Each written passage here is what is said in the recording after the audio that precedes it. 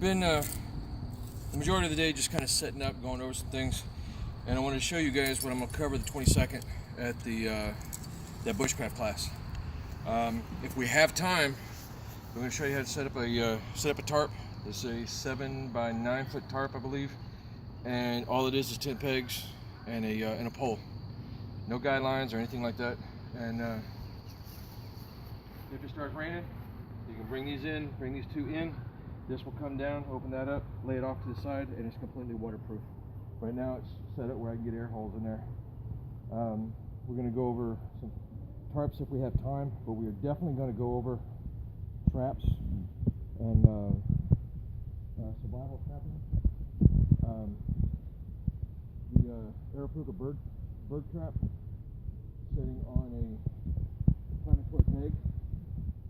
We have 2 lines running from the peg to the back of the bird cage, and when the birds come in, you have it set up with bird seeds or whatever you're going to use, and then you have it set up.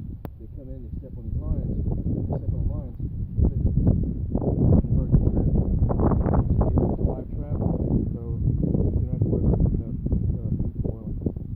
I might even throw in a little bit of tripod making so you can put it over your fire, and boil water, stuff like that. Basically just try to show up a primitive base camp if possible, but we're definitely going to cover some of these traps. This is what's called a 90-degree twist trap, and the reason it's called 90 degrees is you have your trigger set up 90 degrees. You would have it set up on a game trail and have to the left and the right of this, have it all blocked off so you can funnel the animal into this area. And then what's going to happen is the animals will come in, they're going to step on this, and then they're trapped. So just that easy.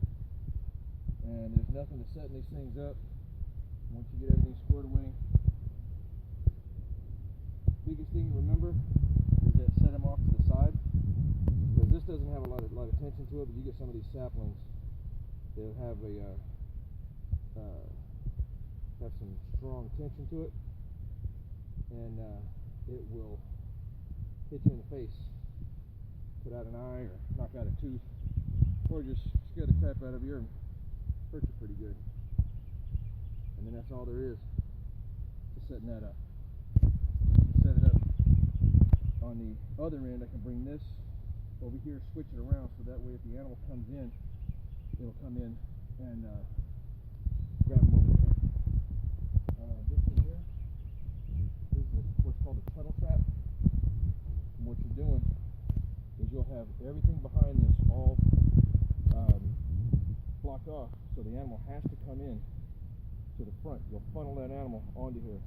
And what it's set up, if you come around here and look, you have this toggle, and you have 2 crossbars, and this crossbar is holding the tension on that toggle. And then what you do, you have that paddle right there, and then when the animal comes in, they step up on here, you'll have your bait underneath here. So their head will be down here, along with their paws, and they'll push down. And when they push down, it releases all that, and they're caught. So, and like I said, there's nothing to setting this up. Quick and easy. Have your hooks come in underneath. Take your second crossbar, come in underneath that. Come in underneath, have it set on that hair trigger,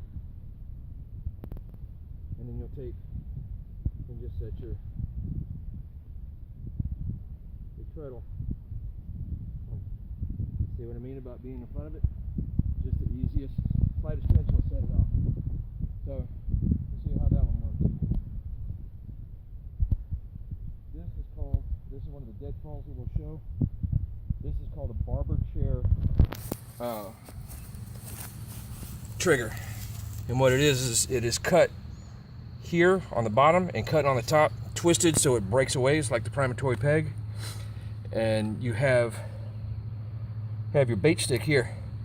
And when the animal comes in underneath and they start messing with that bait they start messing with the bait, try to bend, they pull on that trigger, it falls, everything falls out of the trap, and your animal is underneath, and it's either crushed by the rock or it's you'll suffocate it.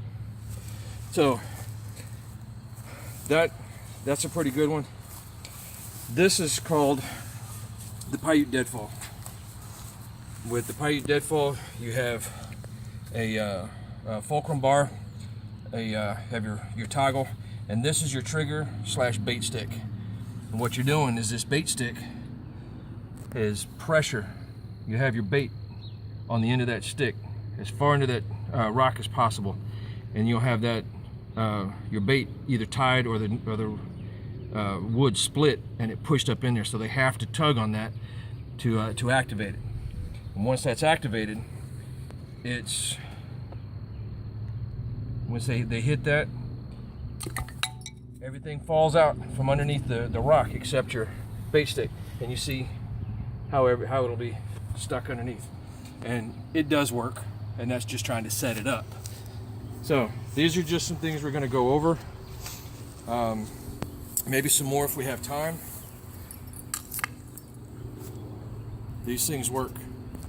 So if you're out there, minimal, just minimal equipment is all you're gonna need. If you get a pocket knife or a sharp rock, obsidian or something, you can cut that and cut your rocks down.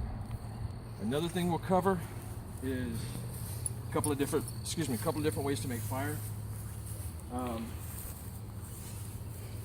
We're definitely going to go over the bow drill, and the reason I want to go over the bow drill is someday, sooner or later, depending on how long you stay, you're going to run out of man-made materials. You're going to run out of lighters.